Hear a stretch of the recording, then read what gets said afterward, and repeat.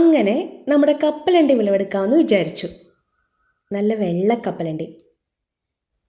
മിനിഞ്ഞാന്ന് നല്ല വേനൽ മഴയായിരുന്നല്ലോ. മഴ പെയ്ത് കഴിഞ്ഞാൽ പിന്നെ പാകമായ കപ്പലണ്ടി എല്ലാം മുളച്ചു പൊന്തും.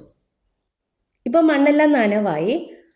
അപ്പോൾ ഇനി ഇത് ഇട്ട് കഴിഞ്ഞാൽ ഒരു കപ്പലണ്ടി പോലും കിട്ടില്ല. അപ്പോൾ കുറച്ച് പറിച്ചു നോക്കാമെന്ന് വിചാരിച്ചു. ഒത്തിരി ഒന്നും കിട്ടിയില്ലെങ്കിലും നമുക്ക് ആവശ്യത്തിന് കിട്ടുമെന്നതിൽ യാതൊരു സംശയവും ഇല്ല.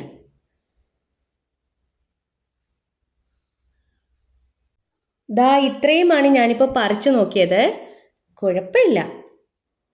ഇലകൾ നന്നായി കരിഞ്ഞു തുടങ്ങുമ്പോഴാണ് പറിക്കേണ്ടത്. ഇപ്പം മഴ പെയ്തത് കൊണ്ടാണ് കുറച്ച് പറിച്ചു നോക്കിയത്. എല്ലാം കൂടി പറിക്കുമ്പോഴേ നന്നായിട്ട് കിട്ടും.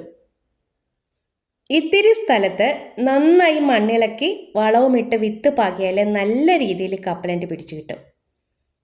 പ്രത്യേക കെയറിങ് ഒന്നും വേണ്ട.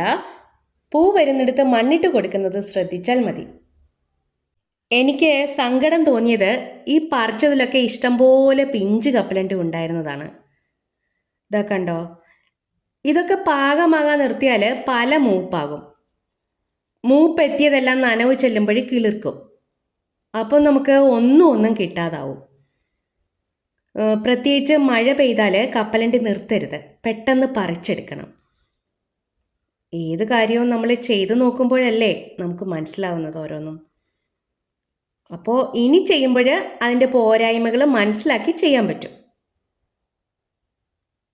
എന്തായാലും നമ്മുടെ വീട്ടിൽ തന്നെ നമുക്ക് ഈസി ആയിട്ട് കപ്പലണ്ടി കൃഷി ചെയ്തെടുക്കാൻ പറ്റും.